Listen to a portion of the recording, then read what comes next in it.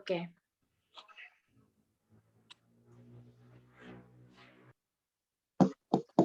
Silakan. Baik, Assalamualaikum warahmatullahi wabarakatuh dan selamat malam. Waalaikumsalam warahmatullahi wabarakatuh. Bapak, Ibu semuanya, terima kasih atas kesempatan yang diberikan kepada saya malam ini untuk membawakan materi tentang penilaian dan penetapan angka kredit bagi auditor. Pertama-tama saya mohon maaf karena ada kendala tadi sehingga kita agak terlambat. Yang berikutnya saya sampaikan bahwa sifat saya di sini adalah sebagai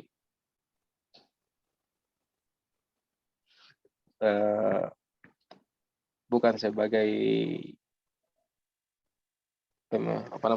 bukan sebagai mengetahui secara jelas tentang penetapan kredit, tapi saya akan mencoba membawakan materi sesuai dengan pengetahuan saya. Baik, kita mulai. Penilaian dan penetapan angka kredit. Panduan kita adalah Perka BPKP nomor 220 tahun 2008 tentang penetapan angka kredit bagi jabatan auditor. Ya, lanjut Pak. Bagaimana tentang angka kredit auditor itu? Yang pertama adalah pengertian pengertian apa yang dinilai, kriteria penilaian, perhitungan kompetisi dan penilaian dan penetapannya. Baik, lanjut Pak.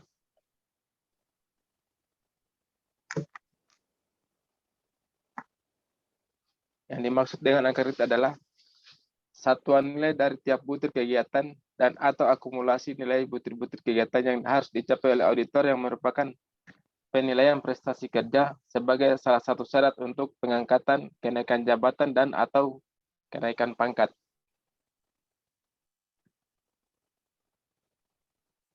Lanjut, Pak.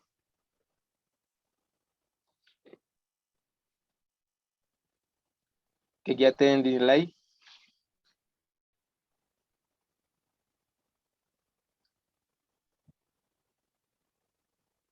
yang pertama adalah pendidikan sekolah, yang kedua angka kredit penjenjangan. Angka kredit penjenjangan terbagi atas dua, yaitu pendidikan pelatihan, pengawasan, dan pengembangan profesi, serta kegiatan penunjang.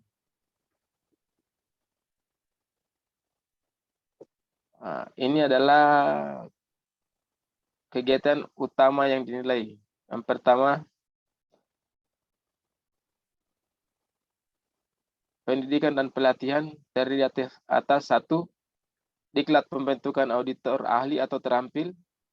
Yang kedua, diklat ahli jabatan. Yang ketiga, diklat kepemimpinan. Dan yang keempat adalah diklat prajabatan. Kemudian dalam bidang pengawasan, yang nilai pertama adalah teknik pengawasan, yang kedua perencanaan, yang ketiga pengorganisasian, dan yang keempat pengendalian. Kemudian pengembangan profesi. Pengembangan profesi terdiri atas beberapa komponen. Yang pertama karya tulis ilmiah, yang kedua terjemahan atau sadur buku atau karya ilmiah lain, yang ketiga peran serta dalam bidang keilmuan, yang keempat peran serta dalam pengembangan profesi.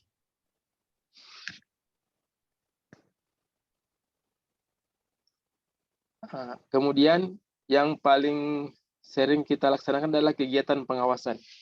Di sini jenis-jenis pengawasan, teknis pengawasan terdiri atas beberapa kegiatan. Yang pertama audit. Audit itu audit kinerja. Kemudian audit atas aspek keuangan tertentu. Kemudian audit tujuan tertentu. Kemudian audit khusus atau investigasi. Kemudian pemberian keterangan ahli. Yang berikutnya evaluasi. Kemudian ada kegiatan review. Dan berikutnya lagi pemantauan, dan yang ada juga kegiatan pengawasan lain. Untuk pengembangan profesi, terbagi atas tadi karya tulis ilmiah, Kemudian yang paling sering kita adalah peran serta dalam bidang keilmuan. Jenis-jenis kegiatan pengembangan profesi adalah studi banding, workshop, kongres, konferensi, PKS, diklat penjenjangan, kemudian diklat teknis substantif pengawasan, dan gelar profesi. Gelar profesi ini adalah semacam diklat-diklat yang ada gelar yang kita memperoleh gelar keilmuan. Kemudian menyusun atau memutahirkan atau kode etik atau menyusun standar nilai. Kemudian penertiban buku, buletin jurnal atau majalah. Dan berikutnya adalah pengurus organisasi profesi. Organisasi profesi ini adalah kegiatan kita pada suatu organisasi, yaitu Ikatan Auditor Indonesia atau di ke organisasi SAIP, AIP. Berikutnya Pak. Ini yang terakhir adalah kegiatan penunjang. Kegiatan penunjang yang dinilai adalah yang pertama seminar atau lokakarya, yang kedua tim penilai angka kredit auditor, yang ketiga piagam penghargaan atau tanda jasa yang diperoleh, yang keempat pengajar atau pelatih diklat, yang kelima diklat teknis substantif penunjang pengawasan, yang keenam kepanitiaan, yang ketujuh anggota organisasi profesi, dan yang kedelapan adalah gelar kesarjanaan lainnya. Berikutnya lanjut Pak.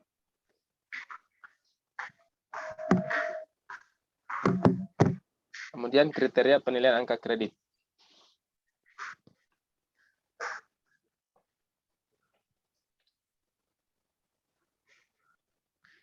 Kriteria yang pertama adalah keabsahan pelaksanaan, yang terdiri atas kewenangan pemberi tugas, yaitu siapa yang memberi tugas pada saat kita melaksanakan penugasan. Misalnya ST-nya itu diterbitkan oleh atau ditandatangani oleh inspektur atau irban. Yang kedua kebenaran pelaksanaan. Kebenaran pelaksanaan itu adalah waktu pelaksanaan penugasan dari tanggal mulai penugasan sampai dengan selesainya, dan yang terakhir adalah kebenaran penyelesaian yang dibuktikan dengan laporan hasil pengawasan. Kelengkapan dokumen terdiri atas penugasan dan hasil kegiatan. Kemudian yang terakhir, berikutnya adalah ketepatan waktu. Ketepatan waktu di sini adalah pengajuan angka kredit atau DUPAK itu dilakukan pada setiap semester, yang terdiri atas tiap-tiap 6 bulan sekali dalam 1 tahun. Jadi dalam 1 tahun itu ada 2 kali pengajuan angka kredit. Januari Juni dinilai di Juli, dan Juli Desember dinilai pada Januari tahun berikutnya. Ya, lanjut Pak. Perhitungan angka kredit.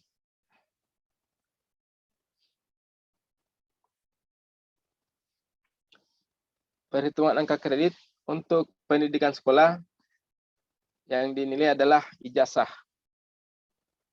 Kemudian pendidikan pelatihan itu jumlah jam diklat. Untuk pengawasan, realisasi jam kerja dikalikan satuan angka kredit. Untuk pengembangan profesi adalah jumlah satuan hasil atau jumlah diklat kali satuan angka kredit. Dan penunjang yaitu jumlah satuan hasil dan atau jumlah diklat dikali satuan angka kredit. Untuk ijazah,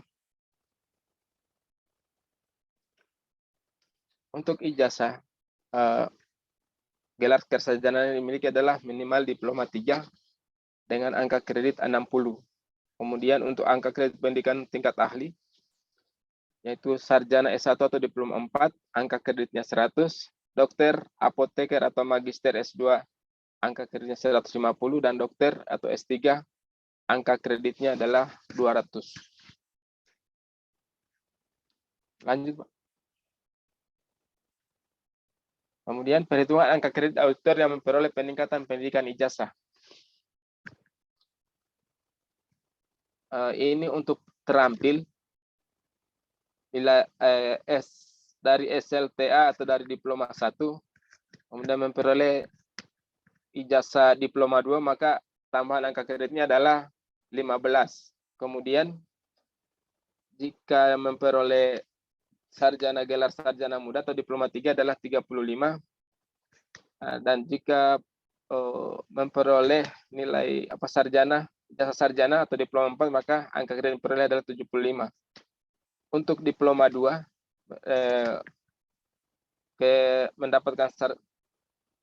diploma 2 mendapatkan ijazah sarjana muda atau diploma 3, tambahan angka kreditnya adalah 20. Dan apabila mendapatkan ijazah S1 atau diploma 4, maka tambahan angka kreditnya adalah 60. Untuk sarjana muda atau diploma 3 memperoleh gelar sarjana atau diploma 4, maka tambahan angka kreditnya 40. Kemudian untuk dari S1 yang memperoleh gelar S2, memperoleh ijazah S2, maka tambahan angka kreditnya adalah 50. Demikian juga dari S2 ke S3, maka angka kreditnya adalah tambahan angka kreditnya adalah 50. Lanjut, Pak. Pendidikan dan pelatihan.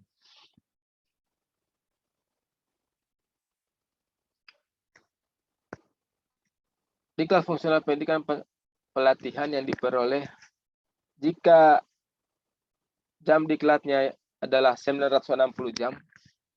Ini adalah biasanya dilihat dalam sertifikat diklat.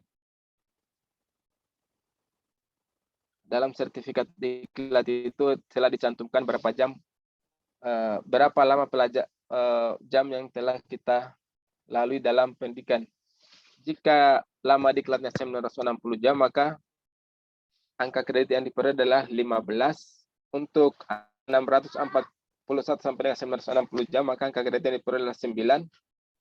Kemudian untuk lama diklat antara 481 sampai 640 jam, angka kredit yang diperoleh 6. Kemudian lama diklat antara 161 sampai 480, angka kredit yang diperoleh 3. Dan kemudian diklat yang diperoleh lama diklatnya 81 sampai 160 jam, maka angka kredit yang diperoleh adalah 2. Dan yang terakhir, lama diklat antara 30 sampai 80 jam, maka nilai angka kredit yang diperoleh adalah 1. Lanjut, Pak. Untuk diklat prajabatan itu adalah golongan 2 CPNS dan golongan 3. Bukti fisik yang dilampirkan adalah surat pernyataan telah mengikuti pendidikan dan pelatihan prajabatan, fotokopi STTPL, dan pengakuannya apabila angka kredit telah lulus diklat. Itu ada sertifikat diklat. Untuk pembiayaan angka kredit, diklat prajabatan golongan 2 adalah sebesar 1,5 dan diklat prajabatan golongan 3 adalah 2. Lanjut, Pak. Pengawasan. Dalam pengawasan, yang dihitung adalah realisasi jam kerja produktif dengan satuan jumlah realisasi jam kerja produktif dikalikan dengan satuan angka kredit. Untuk keperluan perencanaan, perhitungan jam kerja produktif dalam satu hari kerja terbagi 2. Bagi APIP yang menerapkan 5 hari pekerja dalam 1 minggu, maka nilainya adalah 6,5. Sedangkan bagi APIP yang menerapkan 6 hari kerja dalam 1 minggu, maka nilainya adalah 5,5 jam. Kemudian dalam 1 semester itu untuk pemakaian jam lembur adalah 200 jam. 200 jam itu sekitar 30 hari. Jika 1 harinya itu 6,5. Lanjut, Pak.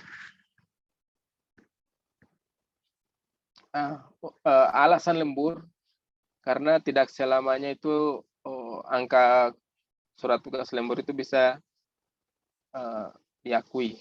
Harus ada beberapa pertimbangan sampai ada namanya, sampai dikeluarkan lembur. Alasan pertama adalah adanya perluasan ruang lingkup penugasan, yaitu jika sebelumnya ruang lingkup penugasannya dalam suatu hanya terfokus pada satu kegiatan, kemudian ditambahkan ada perluasan penugasan, maka bisa diusulkan untuk lembur. Yang kedua, pendalaman materi temuan yang membutuhkan tambahan prosedur audit.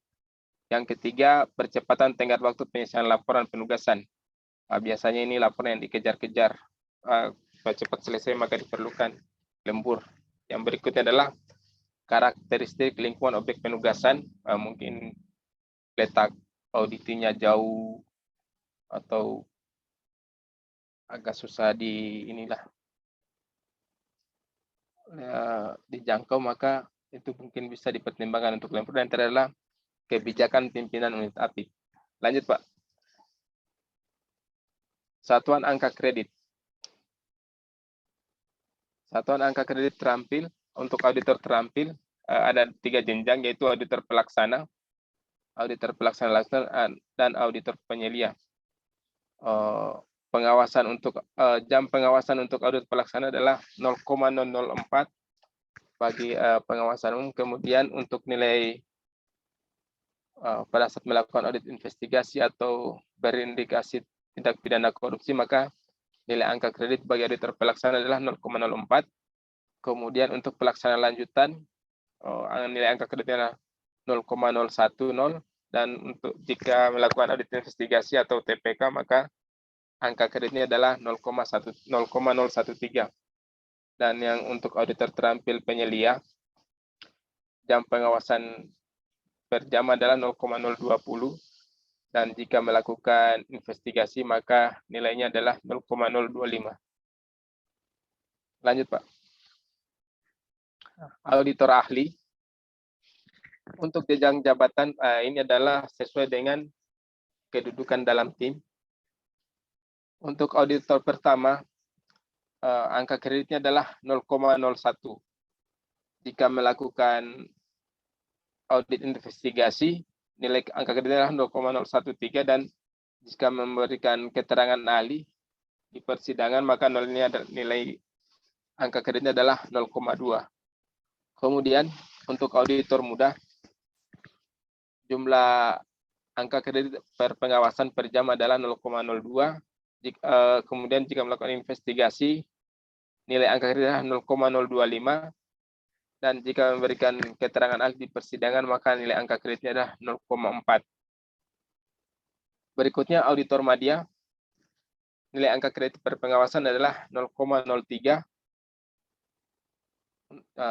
Pada saat melakukan investigasi, maka nilai angka kredit adalah 0,0 sama.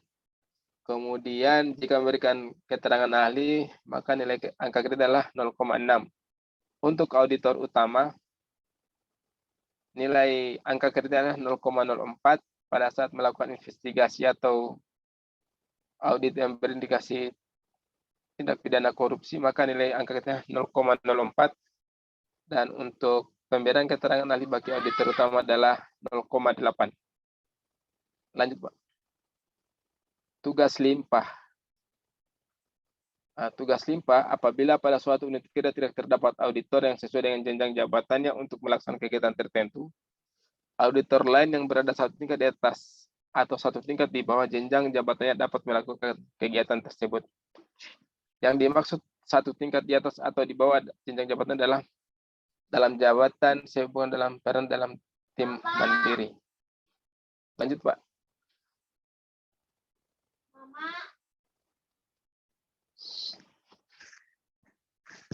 Untuk tugas limpah, jika satu tingkat di atas jenjang jabatannya, maka angka kreditnya adalah 80% dari angka kredit setiap butir kegiatan pada jenjang jabatan yang diperankannya. Misalnya, ya, jabatannya sebagai auditor muda diperankan sebagai pengendali teknis, maka nilai angka kredit adalah 80% dari nilai angka kredit auditor media, yaitu 0,03. Ya, maka dari nilai tersebut angka kreditnya adalah 0,024 kalau tidak salah. Kemudian tugas limpah jika dia melaksanakan auditor yang bersangkutan melaksanakan penugasan satu tingkat di bawah jenjang jabatannya. Itu memperoleh angka kredit 100% dari nilai angka kredit setiap butir kegiatan pada jenjang jabatan yang diperankannya. auditor terampil yang melaksanakan tugas auditor satu tingkat di atas atau di bawah jenjang jabatannya, angka kredit yang diperoleh ditetapkan sesuai dengan jenjang jabatannya. Lanjut, Pak. Contoh tugas limpah. Auditor muda, ketua tim diperankan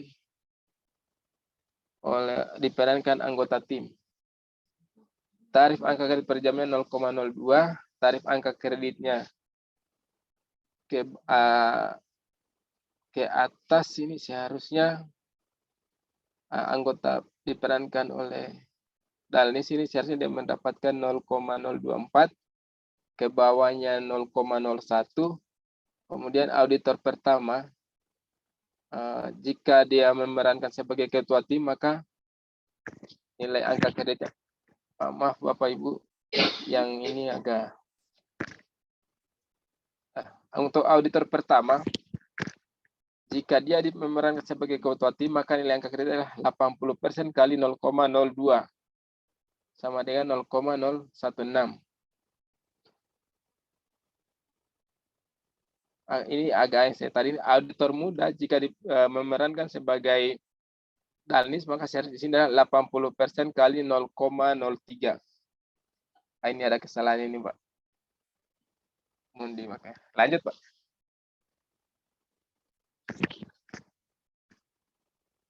Pengembangan profesi.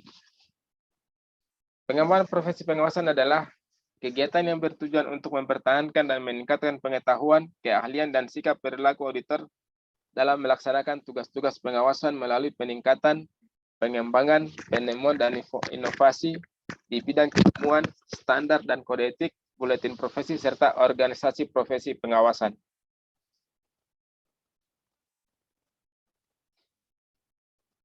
Kemudian, kewajiban pengumpulan angka kredit dari pengembangan profesi. Ini adalah deltanya, Pak.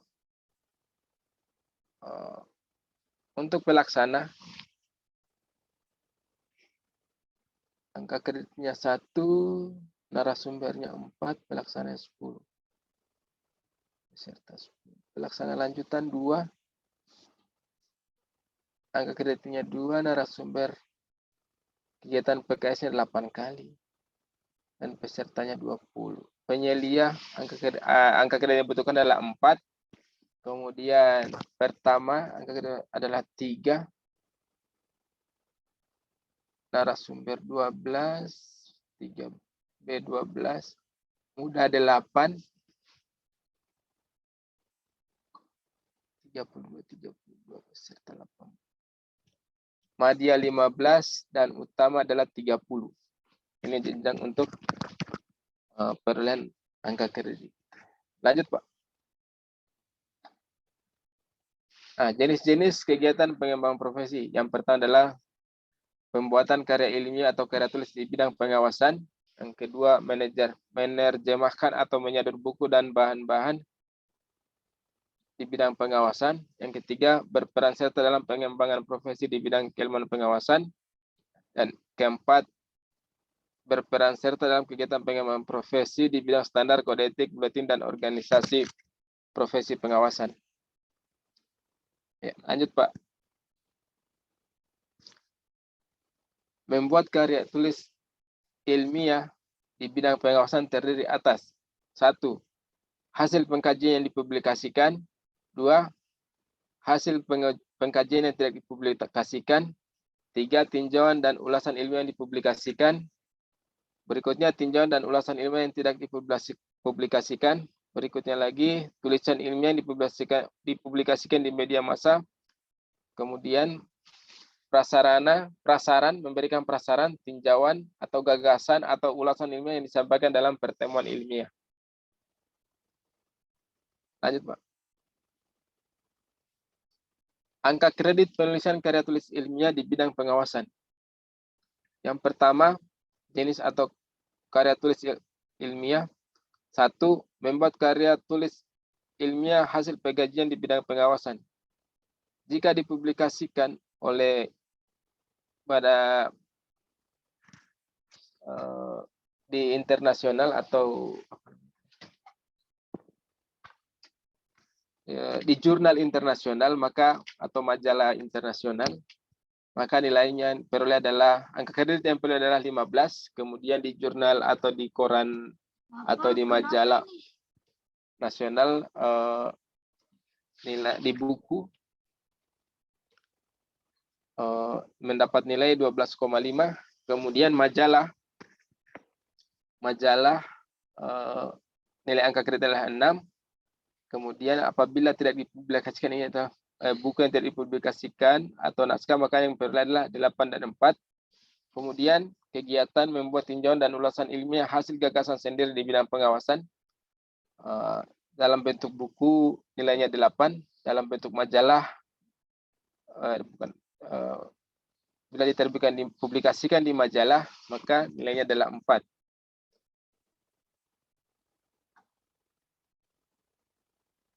Berikutnya yang tidak dipublikasikan karya tulis ilmiah adalah dalam bentuk buku 7 dan dalam bentuk naskah adalah 3,5.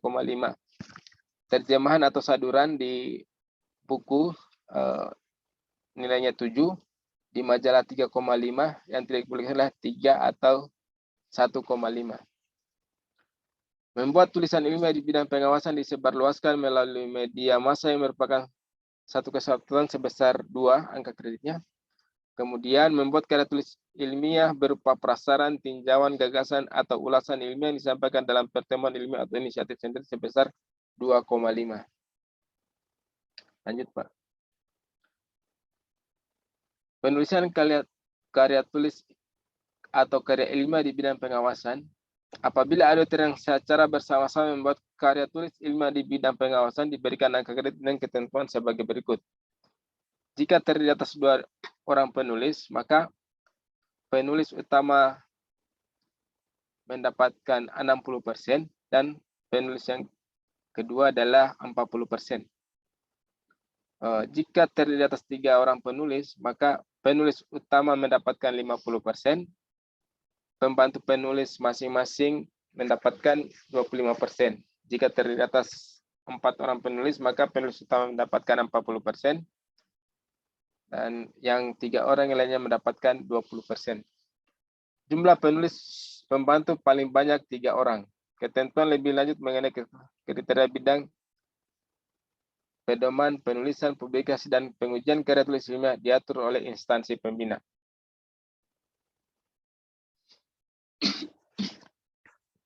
Tidak termasuk dalam penulisan makalah atau karya ilmiah. Yang pertama, pembuatan modul untuk sosialisasi tidak diberikan angka kredit. Namun dapat diberikan angka kredit sebagai kegiatan mempersiapkan bahan untuk tujuan tertentu sebagai unsur pengawasan.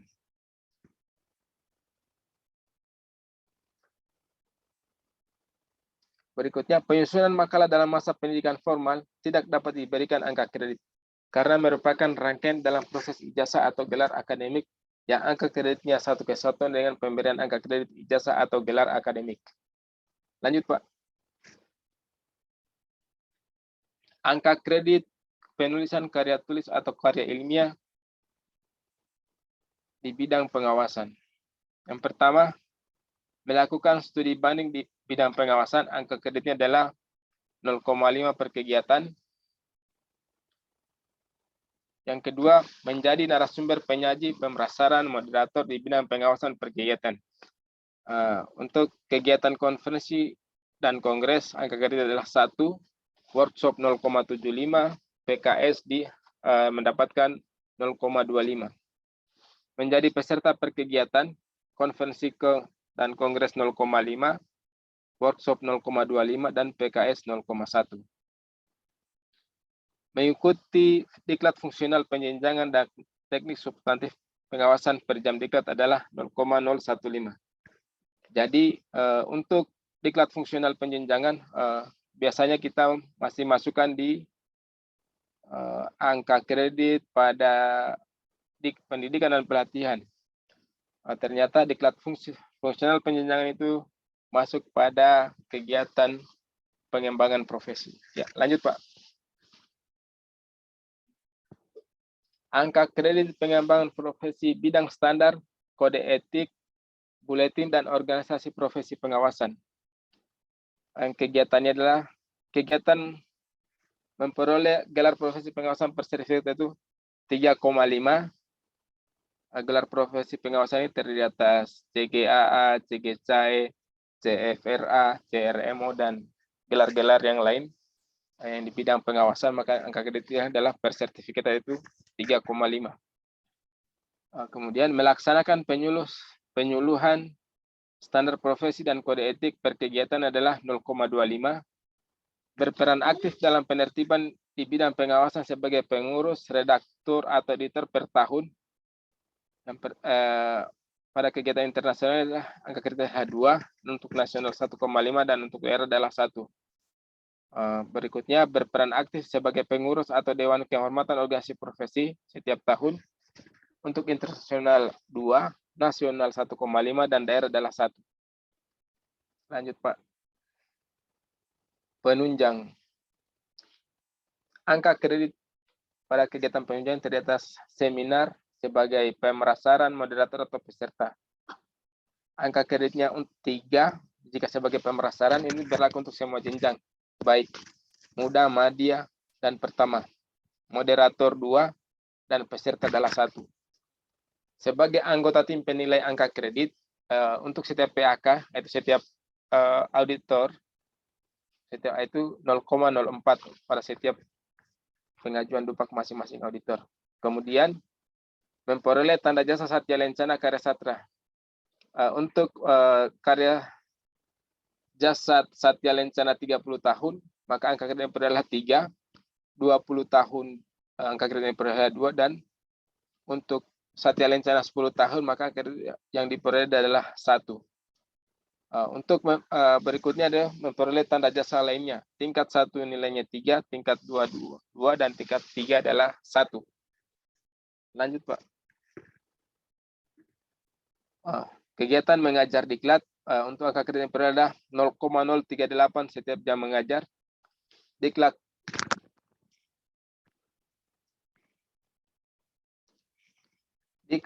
tenis penunjang pengawasan adalah 0,018 setiap jam diklat. Menjadi anggota kepanitiaan adalah 0,5 setiap tahun. Menjadi anggota profesi, yang pertama untuk internasional 1, untuk yang berstandar nasional 0,75, dan untuk menjadi anggota profesi di tingkat provinsi, kabupaten, kota, maka nilai kredit adalah 0,5. Gelar kesarjanaan lainnya S3, S2, atau S1, maka nilai angka kredit ini adalah 15 atau 10 atau 5 per ijazah. Jadi S3 adalah angka kredit adalah 15, S2 10, dan S1 5 angka kredit. Lanjut, Pak. Berikutnya, dokumen pendukung dupat. Yang pertama, laporan angka kredit. Berikutnya lagi, surat melaksanakan kegiatan SPMK, pendidikan sekolah, pendidikan dan pelatihan, pengawasan, pengembangan profesi, dan penunjang. Serta yang ketiga adalah dokumen dan bukti fisik sesuai ketentuan. Kita mungkin untuk auditor pasti sudah mengetahui semua dokumen-dokumen yang dibutuhkan dalam penyusunan angka kredit. Mungkin yang belum agak ini adalah bagi auditor atau yang baru masuk pertama kali. Lanjut, Pak. Dokumen dan bukti fisik. Ini yang tadi, Pak, ya.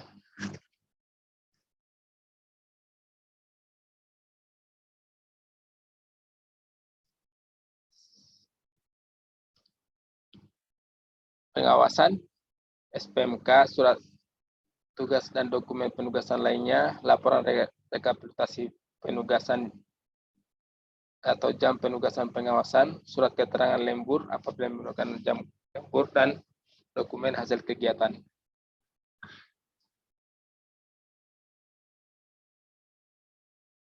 Surat perintah. Nah, pengembangan profesi. Dokumen yang diperlukan bagi yang membuat buku karya tulis atau karya ilmiah adalah 1. Buku asli, majalah asli, makalah asli, atau guntingan media, fotokopi yang ditandasahkan oleh pimpinan unit APIP. Surat pernyataan orisinilitas, lembar pengesahan, lembar rekomendasi dari tim penguji, dan bukti penyerahan dari perpustakaan, serta surat keterangan dari penerbit bila dipublikasikan. Untuk studi banding, bukti yang diperlukan adalah fotokopi ST dan resume hasil studi banding yang diketahui oleh pejabat eselon 3. Kemudian untuk kegiatan konferensi PKS atau kongres atau workshop, dokumen yang diperlukan adalah fotokopi surat tugas, kemudian fotokopi sertifikat, daftar hadir, PKS, dan notulen. PKS di sini adalah pelatihan kantor sendiri. Ya, lanjut Pak. Diklat fungsional penjenjangan atau teknik substantif. Dokumen yang dibutuhkan adalah fotokopi ST, fotokopi sertifikat mengikuti diklat yang ditandatangan oleh pejabat yang berwenang. Berikutnya, kegiatan memperoleh gelar profesi. Dokumen yang dibutuhkan adalah fotokopi sertifikat gelar profesi yang ditandatangan oleh pejabat yang berwenang. Kegiatan yang berikutnya yaitu menyusun, pemutahiran, dan berperan aktif dalam pemaparan, ekspos, draft, hearing, dan finalisasi standar profesi. Dokumen yang dibutuhkan adalah fotokopi ST, fotokopi rancangan, draft, final, standar profesi, dan kode etik auditor. Lanjut, kegiatan nomor 6, yaitu pengembangan profesi pada kegiatan melaksanakan penyuluhan sosialisasi standar profesi dan kode etik auditor. Dokumen yang dibutuhkan adalah fotokopi surat tugas, fotokopi laporan hasil kegiatan atau penyuluhan ataupun sosialisasi yang diketahui oleh pejabat eselon 3. Berikutnya, kegiatan berperan aktif dalam penertiban buku, buletin, jurnal, atau majalah. Dokumen yang dibutuhkan adalah fotokopi SK kepengurusan, fotokopi daftar hadir rapat pengurus atau sidang redaksi maupun rapat editor. Kegiatan berikutnya adalah berperan aktif sebagai pengurus atau Dewan Kehormatan Organisasi Profesi. Dokumen yang dibutuhkan adalah fotokopi SK pengurusan, fotokopi daftar hadir dan rapat. Lanjut Pak. Untuk kegiatan penunjang, bukti fisik yang dibutuhkan pada kegiatan mengikuti seminar atau lokakarya sebagai pemrasaran, moderator, atau peserta, maka dokumen yang dilampirkan adalah fotokopi ST, fotokopi sertifikat, seminar, atau lokakarya yang ditandatangan oleh pejabat yang berwenang. Berikutnya, kegiatan keanggota tim penilaian angka kredit. Dokumen dibutuhkan adalah fotokopi surat tugas dan fotokopi laporan hasil. Kegiatan penunjang berikutnya adalah memperoleh penghargaan tanda jasa Satya Lencana, Karya Sata, atau tanda jasa lainnya. Dokumen yang dilampirkan adalah fotokopi piagam penghargaan atau tanda jasa yang ditandatangan oleh pejabat yang berwenang. Dan yang kegiatan penunjang mengajar atau melatih pada diklat, dokumen yang dibutuhkan adalah fotokopi ST, laporan mengajar atau melatih yang diketahui oleh pejabat eselon 3. Lanjut Pak. Kegiatan penunjang diklat substantif, diklat teknis substantif penunjang pengawasan. Dokumen yang dibutuhkan adalah fotokopi ST, fotokopi sertifikat mengikuti diklat yang ditandatangan oleh pejabat yang berwenang. Kegiatan penunjang menjadi anggota dalam kepanitiaan forum di bidang pengawasan. Dokumen yang dilampirkan adalah fotokopi surat keputusan kepanitiaan. Kemudian kegiatan penunjang menjadi anggota dalam organisasi profesi. Dokumen yang dilampirkan yaitu fotokopi kartu tanda anggota organisasi profesi, fotokopi daftar hadir rapat keanggotaan. Kemudian untuk kegiatan penunjang memperoleh gelar kesarjanaan lainnya, dokumen yang dibutuhkan adalah fotokopi ijazah yang ditandatangan oleh lembaga pendidikan yang mengeluarkan ijazah serta fotokopi surat izin belajar. Lanjut Pak. Komposisi angka kredit.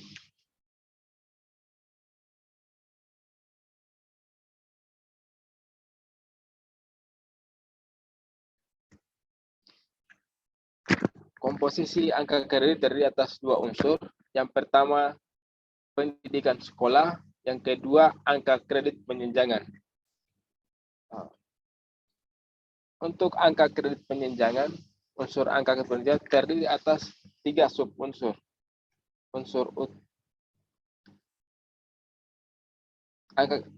Angka kredit penjenjangan terdiri atas 2 subunsur, yaitu utama yang terdiri atas pendidikan dan pelatihan, kemudian pengawasan dan pengembangan profesi, serta unsur penunjang. Lanjut, Pak.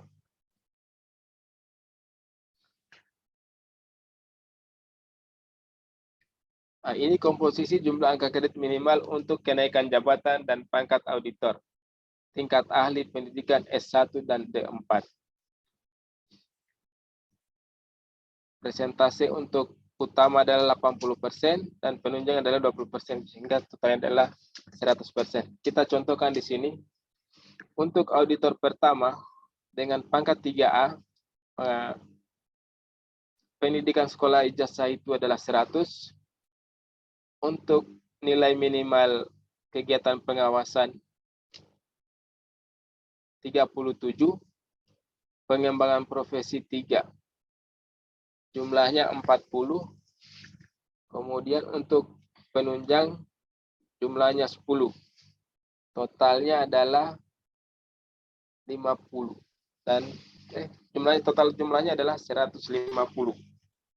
Nah, jadi dari auditor pertama dengan pangkat golongan 3A untuk dapat naik ke golongan 3B, maka dibutuhkan angka kredit senilai 150.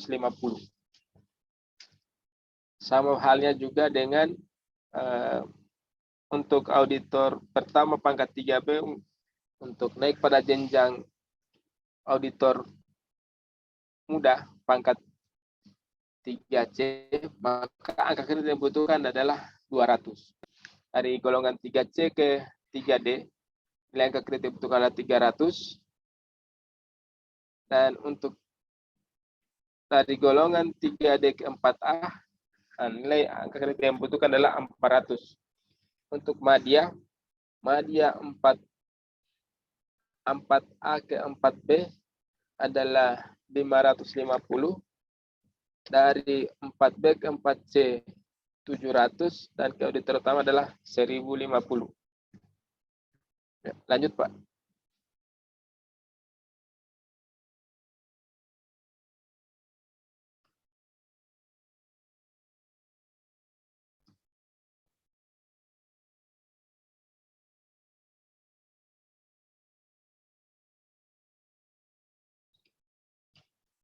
Nah, ini adalah jumlah dan komposisi angka kredit kumulatif minimal untuk kenaikan jabatan atau pangkat bagi jenjang terampil D3.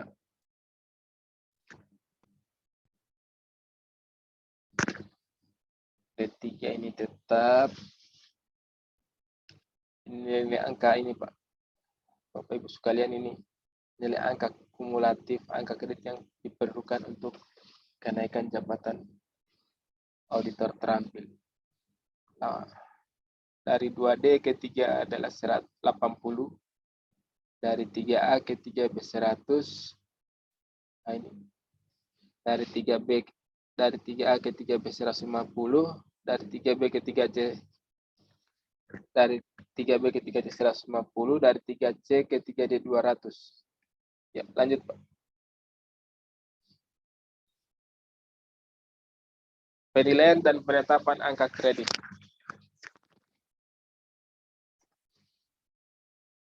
Reguler, penilaian angka kredit untuk semester 1 masa penilaian 1 Januari sampai 30 Juni tahun berjalan, maka dinilai di bulan Juli. Kemudian untuk penilaian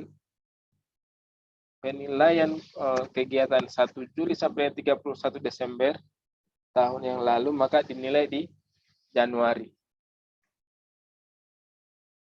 Kemudian untuk penilaian kredit yang diperlukan setiap dibutuhkan, ini apabila auditor tersebut ada pembebasan sementara atau auditor tersebut mutasi ke unit kerja lain dan diangkat kembali, maka penetapan angka kreditnya atau penilaian penetapan kreditnya dapat dilakukan pada saat yang bersangkutan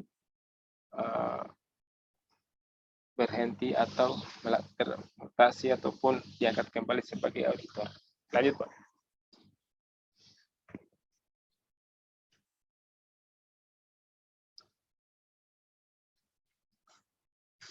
Penilaian angka kredit untuk keperluan lain. 1. Diselenggarakan setiap saat dibutuhkan atau tidak terikat pada periode penilaian tertentu.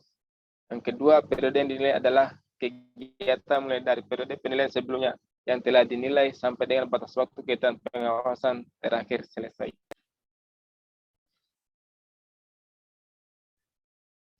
Lanjut. Pak.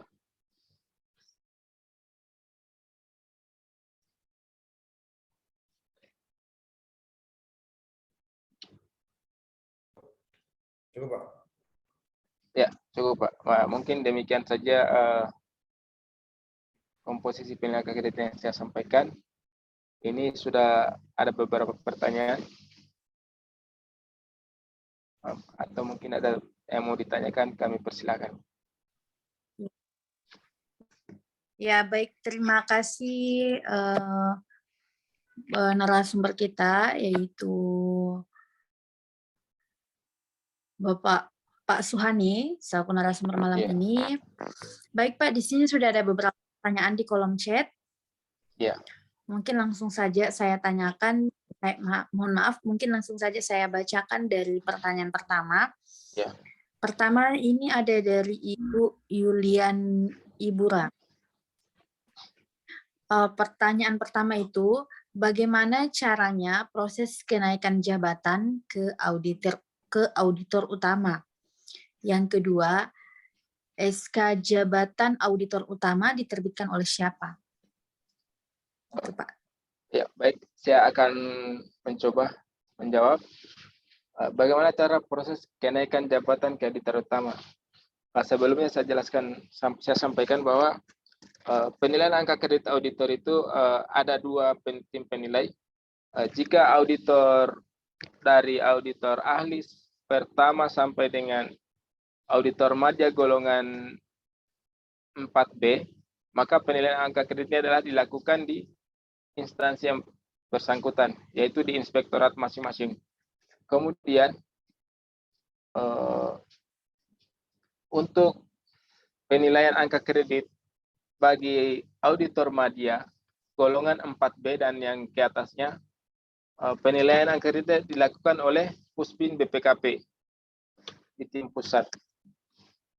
Jadi untuk proses kenaikan pangkatnya adalah setelah angka kreditnya dinilai oleh tim penilai pusat, maka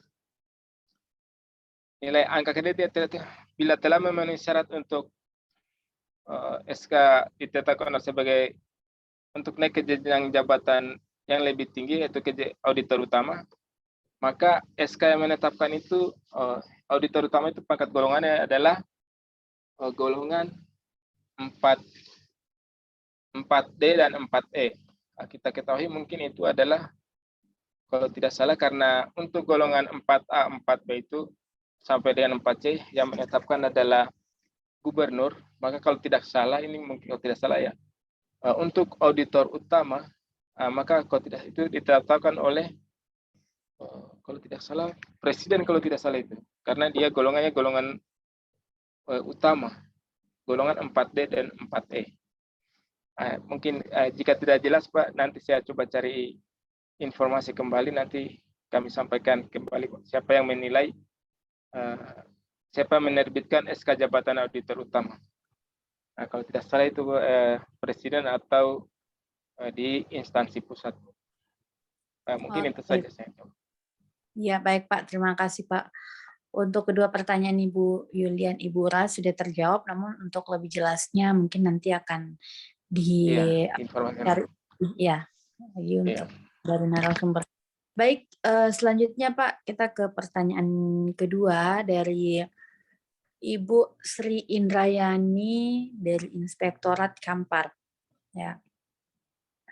Pertanyaan pertama dari Ibu Sri Indrayani. Yang pertama, apakah tugas berupa SK tidak dapat dinilai? Oh ya, mohon maaf Pak. Apakah tugas berupa SK tidak dapat dinilai di unsur penunjang? Dan yang kedua, apakah kegiatan workshop di hari Minggu atau libur atau di hari Minggu atau libur lainnya tidak bisa dinilai? Bagaimana Pak? Baik, saya coba jawab. Untuk pertanyaan nomor 1, apakah tugas berupa SK tidak dapat dinilai? Nah, ini di SK ini diperjelas dulu. SK-nya ini apakah berasal dari instansi APIP itu sendiri, apa dari inspektorat itu sendiri. Kemudian SK-nya apakah dari dinas lain, dari untuk tingkat wali kota. Sepengetahuan kami di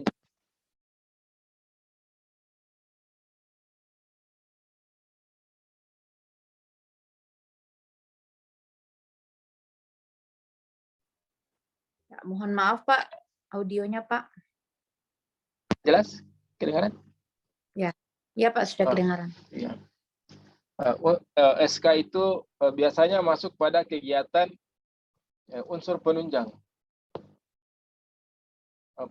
Unsur penunjang SK. Baik itu SK berasal dari instansi lain yang namanya ada masuk dalam susunan SK tersebut, apalagi jika SK tersebut diterbitkan oleh pimpinan APIP, maka pasti kami masukkan dalam unsur penunjang. Pertanyaan berikutnya, apakah kegiatan workshop di hari Minggu atau libur lainnya tidak bisa dinilai? Ini Pak, ada surat edaran nomor SE 01/D4/JF tahun 2015 tentang penegasan penetapan jam kerja efektif per hari untuk penilaian dan penetapan angka kredit.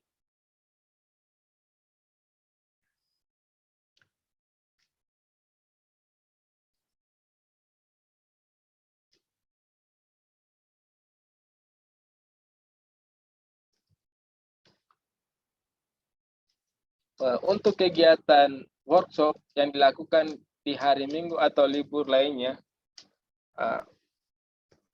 bisa dinilai atau tidak. Ini tergantung workshop apa yang dilakukan. Yang pertama, jika dilakukan di hari Sabtu dan hari Minggu, biasanya itu masuk dalam kegiatan lembur. Tapi ini karena workshop, dilihat dulu workshopnya itu apakah berkaitan langsung dengan penugasan, pengawasan, atau dia bertugas sebagai unsur penunjang.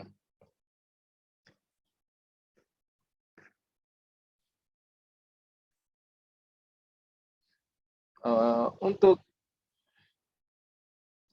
pelaksanaan di hari Minggu, Pak, ini masing-masing tim penilai mungkin akan berbeda-beda penilaiannya. Kita tidak bisa pastikan bahwa dia bisa dinilai atau tidak. Ini kita lihat dulu dari kegiatan workshopnya itu apa yang menjadi bahasan utamanya. Mungkin demikian.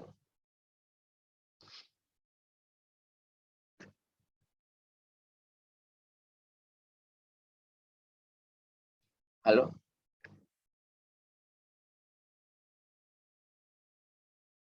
Halo? Baik, Profesor. Baik. Sudah kedengaran? Oh ya, mohon maaf Pak. Mohon maaf Pak. Selanjutnya Pak, kita ke pertanyaan Bapak Joko Arianto. Ya.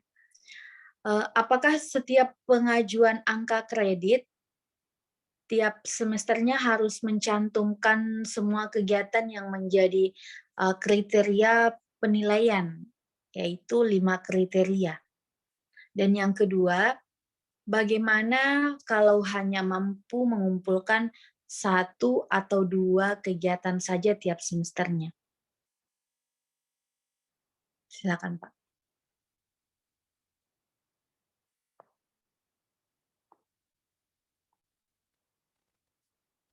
Ya, Pak Suhani.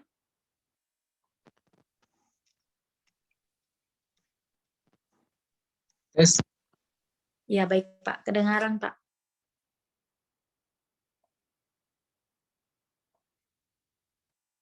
Ya. Mohon maaf, Pak. Mic-nya, Pak.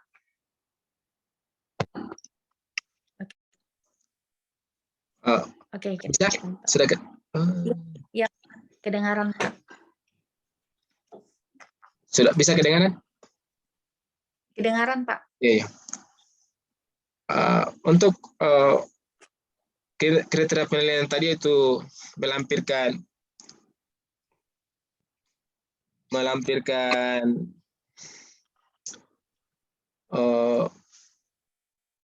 kertas kerja. Kriteria itu seharusnya dilampirkan, Pak. Itu menjadi keharusan.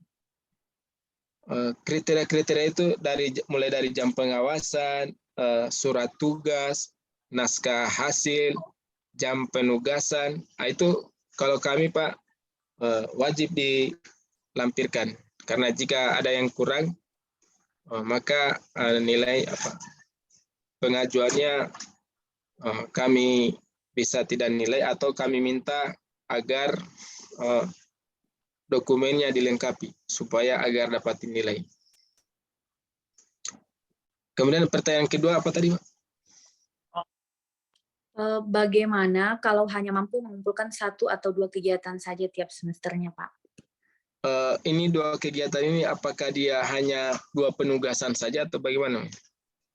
Ini jika hanya 2 kegiatan saja maka itu agak susah, agak mustahil jika di inspektorat masih hanya terdapat 2 kegiatan saja karena penugasan itu banyak macamnya.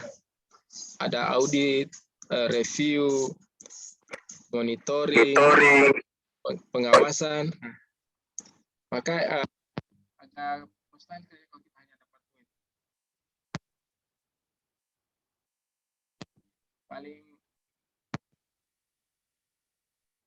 beberapa hari kan sepertinya agak kurang sekali itu kegiatan di ini. Sementara saat ini di inspektorat itu banyak kegiatan-kegiatan mandatori yang dilimpahkan kepada inspektorat dan kegiatan tersebut membutuhkan peran auditor ataupun pejabat fungsional lain yang ada di inspektorat untuk menyelesaikan penugasan tersebut. Jadi kalau untuk 2 kegiatan saja itu saya rasa agak kurang sepertinya. Tapi kalau untuk penilaian tetap akan dinilai. Nah, mungkin demikian dari pendapat saya, Mbak.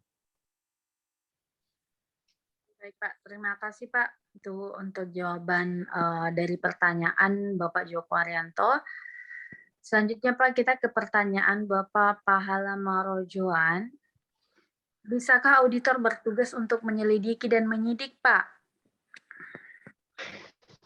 Baik, bisakah auditor dan menjadi penyidik dan lidik? Begini, Pak, biasanya itu ini adalah kegiatan investigatif. Auditor itu dia tidak menyidik dan lidik. Kita ada kertas-kertas kerja yang kita siapkan, penugasan yang sudah siapkan. Jika terdapat indikasi ada kerugian negara atau melanggar hukum, maka APIP itu bisa menyampaikan kepada aparat penegak hukum atau berkoordinasi dengan APH. Ini dilakukan oleh pimpinan-pimpinan APIP. Jadi kita tidak disarankan untuk melakukan penyidikan dan lidik-sidik karena itu bukan tugas pokok sebagai auditor, bukan kewenangan kita, bukan kewenangan auditor. Oke, Tapi, baik, Pak. Ya, Pak. Silakan, Pak. Ya, jadi jika dirasa ada suatu yang dicurigai kegiatan yang melanggar hukum, maka pertama kita kan ada namanya investigasi. Dari hasil investigasi tersebut, pimpinan APIP dapat meneruskan ke APH atau pejabat terkait untuk melaporkan, berkoordinasi, tapi kita tidak mempunyai kewenangan untuk melakukan sidik tersebut. Kita sampai pada posisi melakukan investigasi atas kegiatan tersebut. Itu pun investigasinya adalah ada dibuat laporan, ada surat tugasnya. Hasil dari investigasi dalam bentuk laporan tersebut disampaikan dilaporkan kepada pimpinan. Apabila terindikasi melanggar hukum, maka bisa diteruskan kepada APH. Mungkin demikian, Pak. Oke, baik Pak. Terima kasih Pak. Selanjutnya Pak, kita ke pertanyaan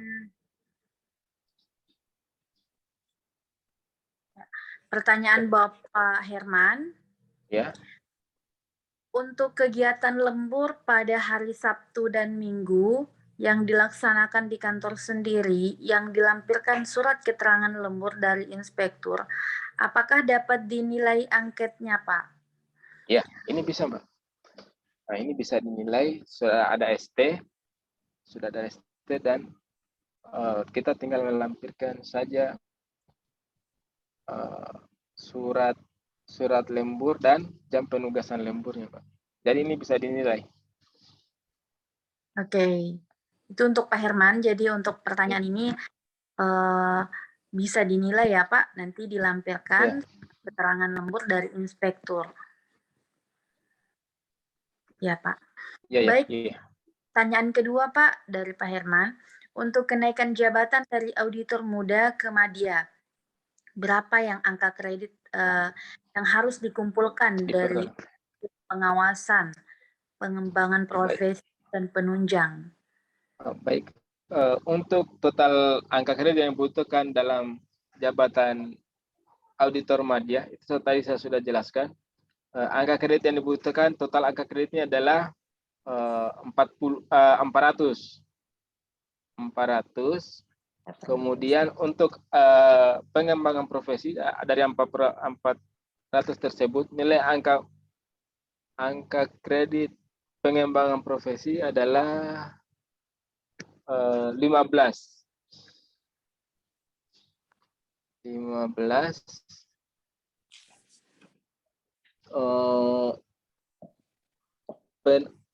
Untuk kegiatan pengawasan adalah 218, pengembangan profesi 22, dan penunjang adalah 60. Jadi total 1 dan 2 300, ditambah pendidikan sekolah 100, totalnya adalah 400. Jadi total kebutuhan angka kredit yang diperlukan untuk naik dari jabatan auditor muda ke auditor madya adalah 400. Untuk nilai penunjang, ini kan dia kurang dari 20%. Yang perlu diperhatikan adalah nilai angka kredit pengawasan dan pengembangan profesi. Delta untuk pengembangan profesi itu tidak sebanyak 22. Ini tidak boleh kurang. Kalau kurang dari 22, maka angka kredit tidak bisa dinaikkan dalam jabatan auditor madya. Demikian, Pak. Oke, baik Pak. Terima kasih. Itu Pak untuk Pak Herman. Mungkin tadi mengenai dengan angka kredit ada di slide ya Pak jawabannya. Ada di slide referensinya. Nanti akan kami share. Selanjutnya Pak dari Ibu Yulian Ibura. Apakah makalah yang digunakan dalam open bidding dapat dinilai pada unsur profesi, Pak? Baik, in open bidding ini adalah seperti ini adalah seleksi jabatan struktural eselon 3 atau eselon 4. Sepengetahuan saya, itu masuk dalam penulisan karya tulis atau ilmiah yang tidak dibukukan atau tidak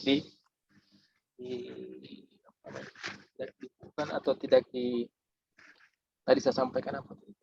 Yang tidak disebarluaskan. sepertinya bisa masuk itu, Pak. Masuk. Semoga membantu ya Ibu Yulia Ya. dan Ibu Rat. Ya, kenapa dan berapa Masih banyak sepertinya. untuk ya. Ini masih ada beberapa pertanyaan, Pak. Mungkin Ya. ini dulu Pak dari Bapak Pak Herman. Ya.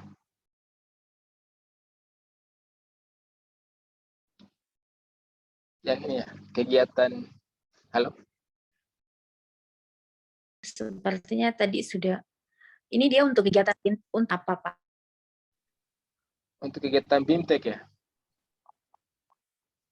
Ya, Pak. Untuk kegiatan BIMTEK masuk ke dalam unsur kegiatan apa dan berapa angka kreditnya. Untuk kegiatan BIMTEK itu kita lihat dulu BIMTEK-nya apakah berhubungan langsung dengan kegiatan pengawasan, maka angka kredit yang diperoleh adalah jumlah jam BIMTEK dikalikan dengan 0,015. Nah, itu masuk pada angka pengembangan profesi. Demikian pula jika tidak berkaitan langsung dengan pengawasan, maka angka kredit yang bersangkutan masuk pada kegiatan penunjang. Angka kreditnya juga sudah ada diatur di Permenpan 220. Ya. Baik, Pak. Cukup, Pak. Mungkin dari saya Ya, sudah baik. tidak bertanya. Mungkin saya sudah serahkan juga itu ada beberapa peraturan-peraturan Oh iya, tentang Pak. angka kredit dan kesepadan angka kredit. Mungkin bisa nanti dibagikan kepada peserta. Ya, Pak. Ya, Pak. Nanti setelah materi ini saya share ke grup periode 18. Ya, baik Pak, mungkin itu sudah ada beberapa pertanyaan, itu tadi di antara pertanyaan-pertanyaan dari kolom chat. Jadi Bapak Ibu sekalian, masih ada waktu beberapa menit lagi. Silakan yang ingin untuk diskusi dengan narasumber, walaupun melalui virtual seperti ini, silakan karena masih ada waktu beberapa menit. Silakan untuk raise hand Bapak Ibu.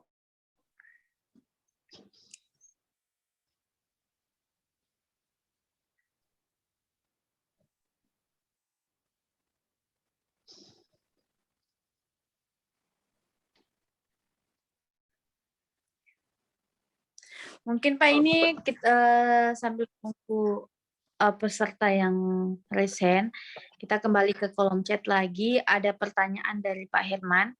Apakah ada sanksi untuk auditor yang tidak dapat mengumpulkan angker dalam waktu yang ditetapkan? Baik. Apakah ada sanksi untuk auditor yang tidak dapat mengumpulkan angka kredit dalam waktu yang ditetapkan? Jika dalam waktu yang ditetapkan angka auditor tidak dapat mengumpulkan angka kreditnya, maka ada beberapa sanksi. Yang pertama ada namanya pembebasan sementara. Yang kedua, jika dalam pembebasan sementara tersebut tidak memperoleh angka kredit, maka bisa diberhentikan dari auditor. Namun untuk saat ini, jika melihat dari perkembangan inspektorat yang semakin hari itu kegiatannya semakin padat, maka agak susah juga kalau kita tidak sampai dapat mengumpulkan angka kredit sampai dengan waktu yang ditentukan.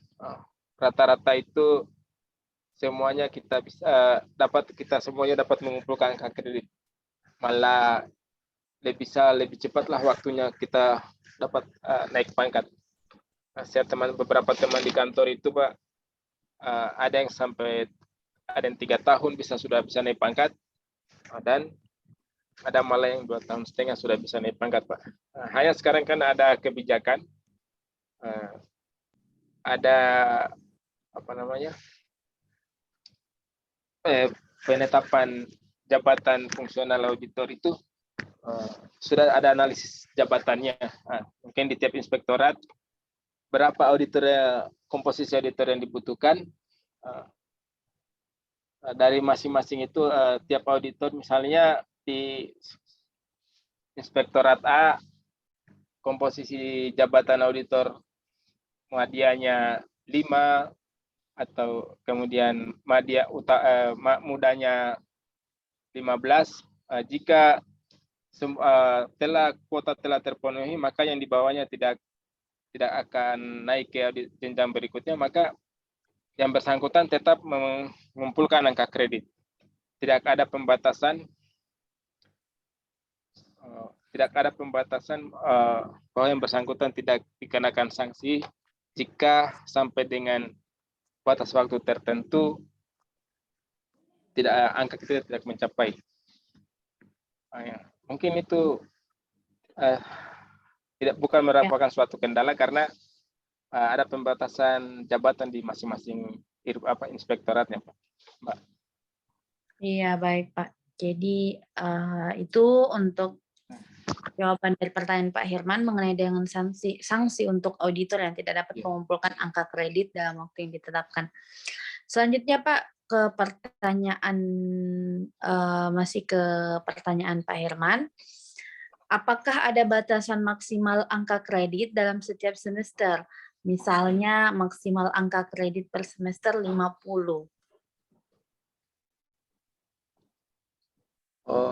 Kalau ini Pak, pembatasan angka kredit itu mungkin berlaku mungkin di wilayah masing-masing, di APIP masing-masing. Karena kan kita tidak dibatasi perolehannya, Pak. Karena setiap ada penugasan, maka di situ ada angka kreditnya. Jadi, iya. Berapapun dia capai kan dibatasi periode penilaiannya. Januari, Juni pengumpulan angka kreditnya, dan Juli, Desember.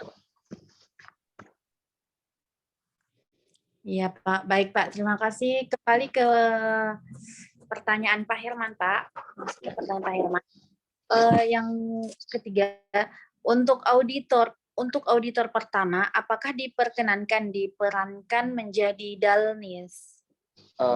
Seperti tadi yang saya sampaikan, ini namanya tugas limpah. Tugas limpah itu bisa menjabat satu tingkat di atasnya dan satu tingkat di bawahnya. Karena ini auditor pertama melebihi dari peran 2 tingkat, maka itu tidak bisa diperankan sebagai dalnis. Jadi auditor pertama itu tidak bisa diperankan sebagai dalnis. Karena telah tadi melebihi jenjang limpahan tugas limpahnya. Kecuali auditor muda menjabat sebagai dalnis. Ya, mungkin begitu, Pak. Oke, baik. Bu, bisa berpesan, Bu? Saya langsung aja. Ya, silakan. Tadi saya nggak sempat perhatikan tadi.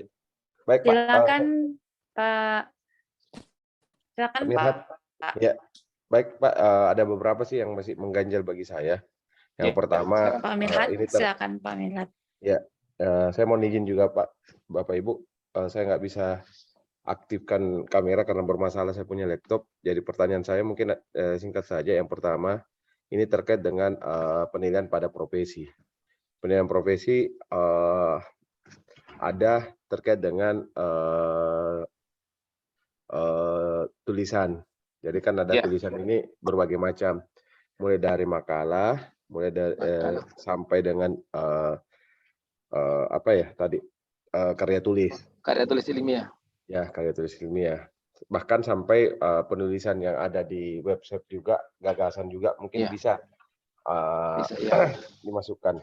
Yang pertanyaan saya, perbedaan antara penilaian terhadap karya tulis yang biasanya kita masukkan dalam jurnal baik itu jurnal yang di dalam pengawasan, yang biasanya ada di jurnal warta pengawasan, ya, atau di jurnal pengawasan lain dari Itjen yang lain, bahkan mungkin bisa di jurnal kampus yang mungkin ya sudah pakai NID pakai nomor induk apa gitu ya. Iya. Pertanyaan saya, bagaimana cara kita itu bisa diakui? Nah, itu artinya beberapa instrumen yang ada di Permen PAN 220 itu sudah saya lakukan, mulai dari studi banding, Ya. workshop, jadi pemateri maupun Ya. jadi peserta. Tinggal yang ini yang belum saya coba, dan ini katanya masih saya belum sampai ilmunya ke situ. Yang kedua, ini persoalan adalah ketika delta 80-20 tidak memenuhi Tercapai. persyaratan, apakah itu bisa naik jabatan ataupun bisa diakui sebagai naik pangkat? Anggaplah seperti ini. Delta pengawasan hanya posisi di 78, sementara delta penunjang posisi 22. Karena tidak dipungkiri sekarang bahwa perbedaan sebelum corona dengan setelah corona ini corona ini banyak membawa berkah untuk auditor.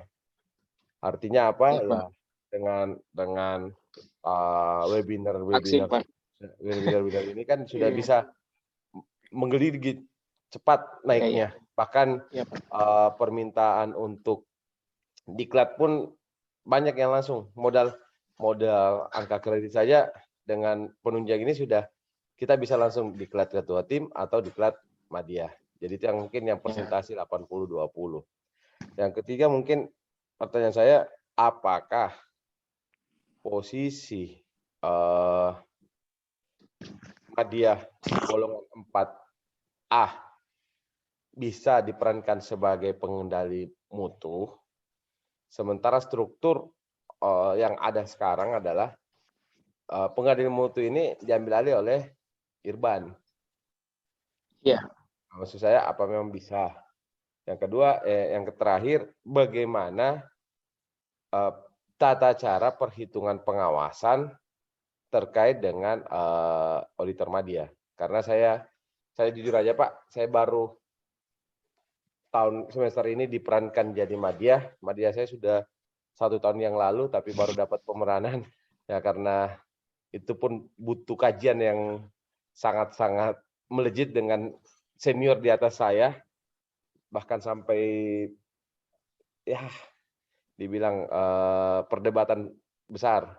Tapi saya tidak menjadi masalah. Yang penting saya cuma mau bertanya bahwa cara perhitungannya seperti apa? Apakah masih bisa seperti ketika jadi ketua tim, ketika 2 penugasan itu ditempel? Artinya gini, satu mendapatkan 6,5, yang satunya mendapatkan bonus 1 jam.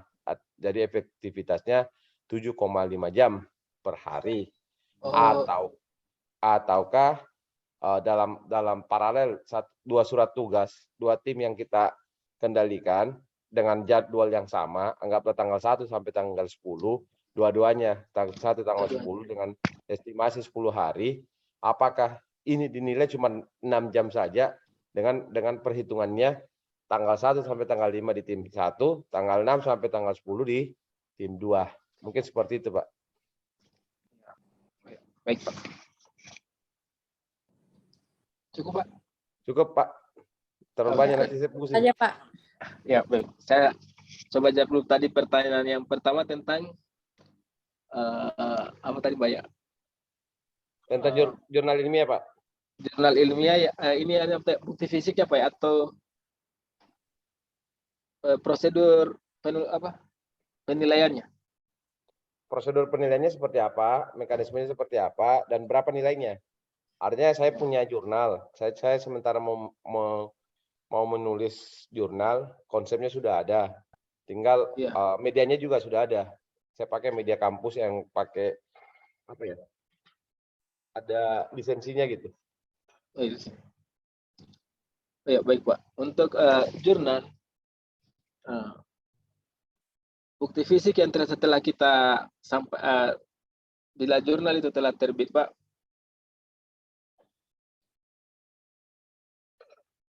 saya disampaikan pada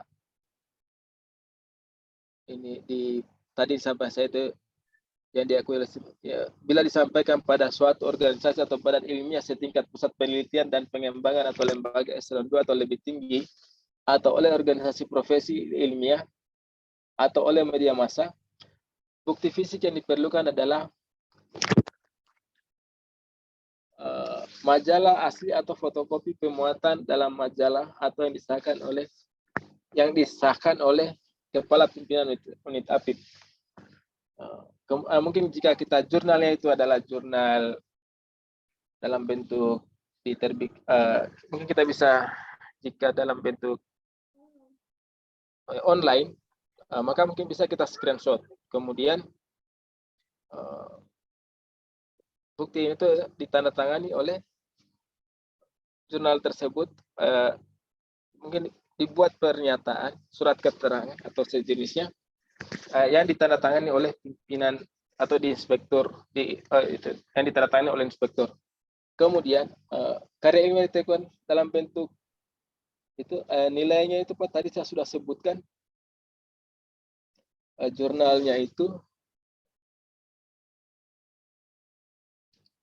kalau tidak salah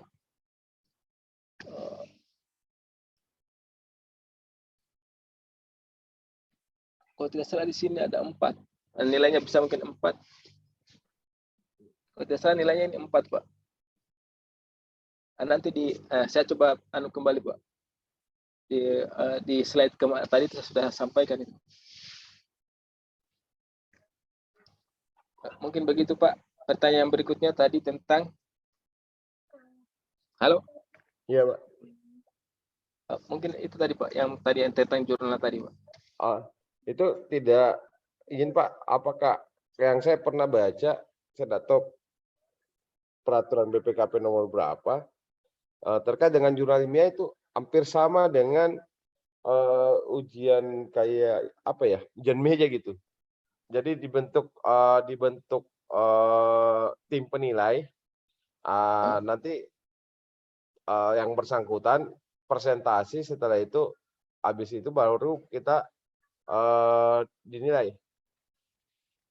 Hampir sama kalau itu ujian CGCGI kalau Pak Inspektur. Jadi dia presentasikan makalahnya, setelah itu ada yang nilai. Cuman yang saya masih bertanya di benak saya bahwa siapa tim penilai yang sebenarnya? Siapa yang bisa ditunjuk dan bagaimana bentuk prosesnya gitu. Ini Pak, kalau saya di sini Pak, di slide saya tadi ini Pak, ini kan membuat tulisan ilmiah di bidang pengawasan. Itu kan yang Bapak maksud ya? Iya. Ya. Ini bukti fisik ini Pak yang dilampirkan untuk dapat dinilai adalah fotokopi atau guntingan media massa. Kalau sekarang kan ada yang online, itu kan berarti kita tinggal screenshot saja Pak. Kemudian fotokopi tersebut ditandaskan oleh pimpinan unit APIP. Nah, kalau untuk itu Pak, kebetulan waktu kami kemarin diklat penilaian angka kredit, tidak disampaikan bahwa itu ada yang disebutkan Bapak tadi bahwa harus mengikuti sidang itu Pak. Jadi kami tidak disinggung itu. Yang dibutuhkan itu adalah bukti pemuatan dokumen karya ilmiah tersebut. Karena di Permenpan 220 Pak, izin Pak, di Permenpan 220 ya, ada yang nilainya sampai 12 poin gitu. Permenpan 220 poin. Ya baik Pak, mungkin saya belum bisa jawab secara detail. Mungkin bisa ini Pak, kita tanya langsung ke Puspin JFA. Itu di Puspin JFA Pak, bisa di ruang konsultasi Pak. Itu bisa mengajukan pertanyaan tentang angka kredit di situ Pak. Oh siap, terima kasih Pak. Kemudian tadi Pak, pertanyaan yang lain. Yang komposisi 2080 Pak. Komposisi 2080 untuk pengawasan dan pengembangan profesi. Jika memang belum mencapai nilai tersebut Pak, dipastikan kalau di kami itu Pak tidak bisa dinaikkan dalam jabatan di jenjang berikutnya Pak. Berarti walaupun komposisi delta pengawasan dan delta Iya, apalagi profesi pengembangan profesinya kurang. sudah cukup, Pak.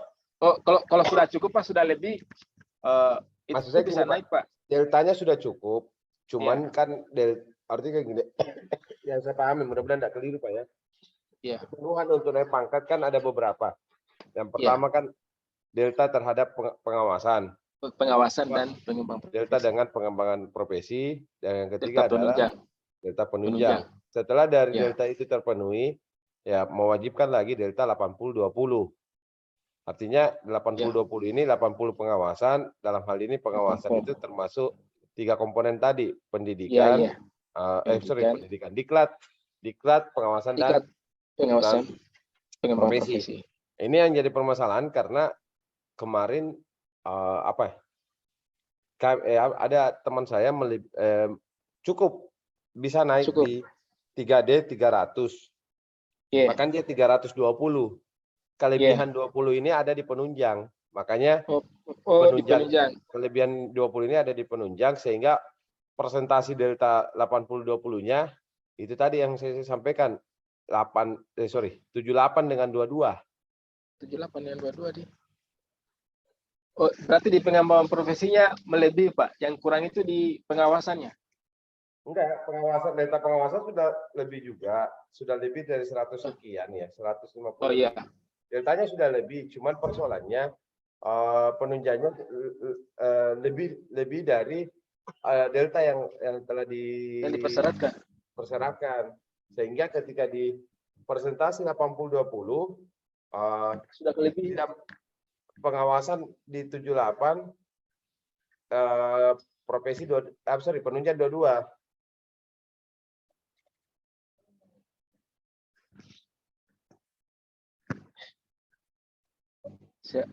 Kalau saya sih karena pengawasannya sudah melebihi dan pengembangan profesinya sudah cukup, sudah memenuhi syarat, seharusnya dia bisa naik Pak, bisa naik ke jenjang berikutnya.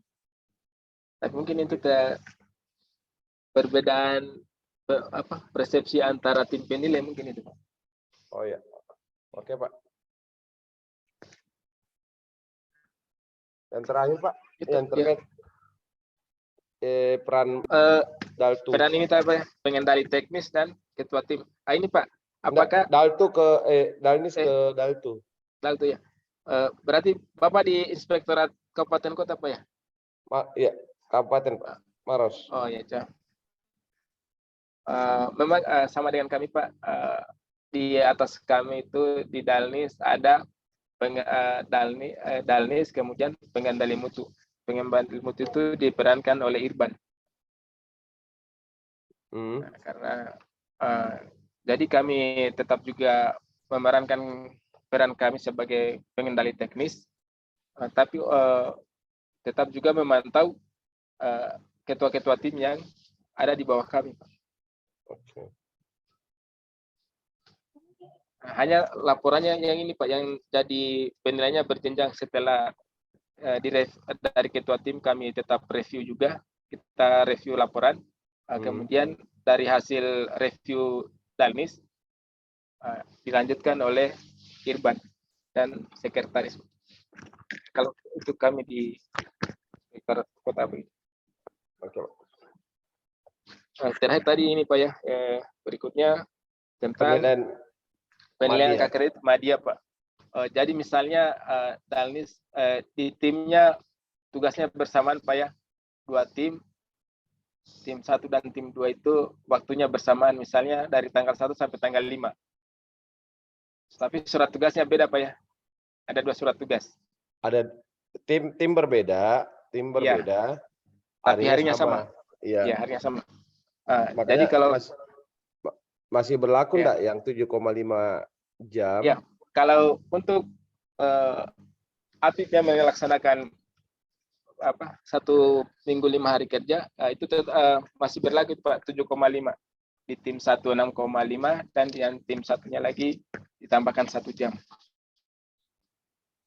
Jadi tetap 7,5 Pak. Oh gitu Pak ya? Ya. Berarti kalau satu tim saja tetap tunggal 100% dinilai ya Pak ya? Iya, tetap 100%.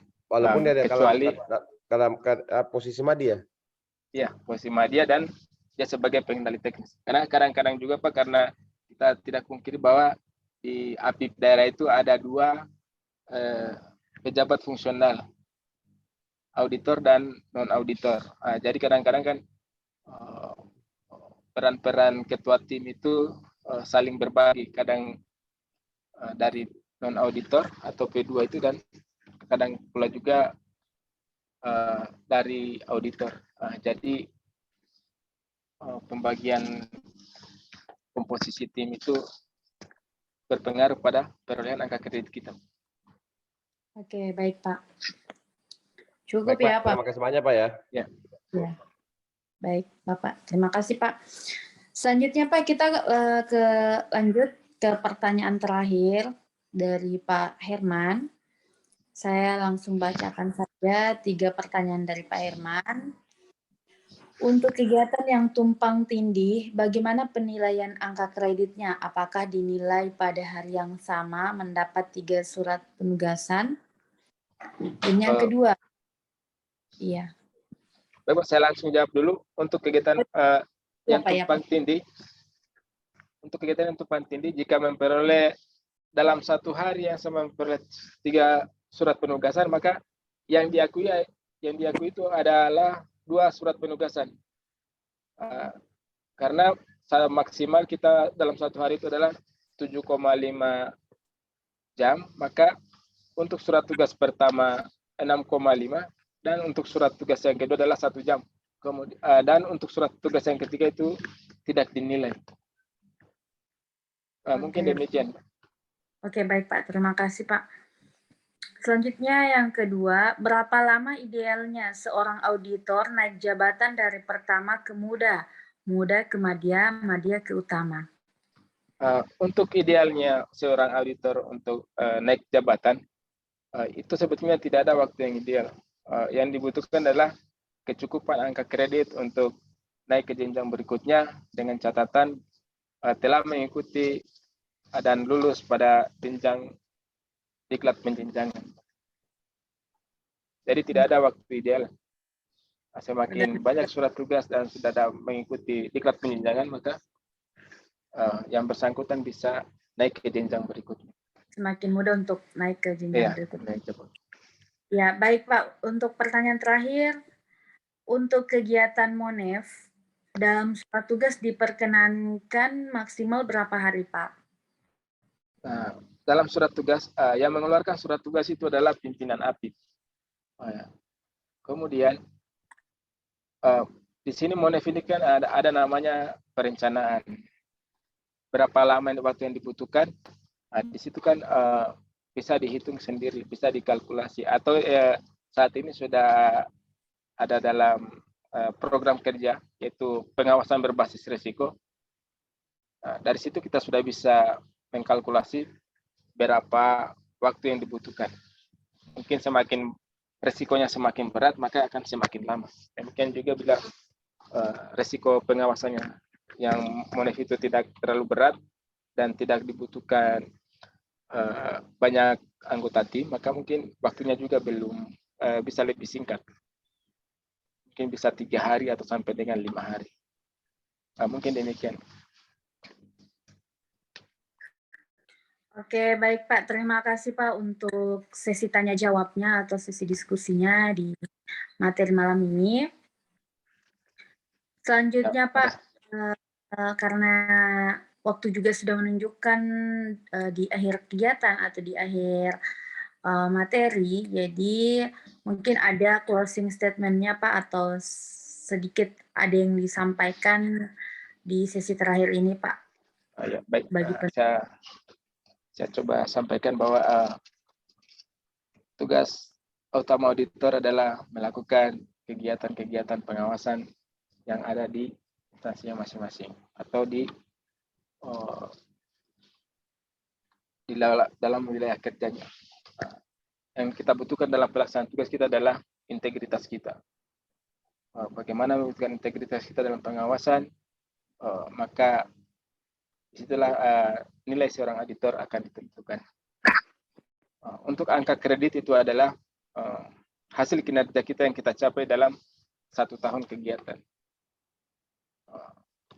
Bagaimana kita mengumpulkan angka kredit, maka disitulah kinerja kita akan dinilai.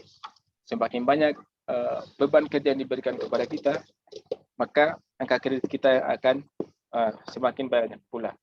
Akan berbanding lurus dengan tingkat kinerja kita. Jadi kinerja kita semakin meningkat, integritas kita semakin bagus, maka kepercayaan pimpinan untuk kita mendapatkan penugasan akan semakin besar.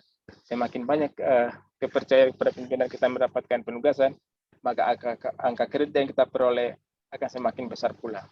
Maka dengan demikian saran saya adalah mari kita tingkatkan integritas kita. Demikian penyampaian saya. Mungkin apabila ada kekurangan mohon dimaafkan. Assalamualaikum warahmatullahi wabarakatuh.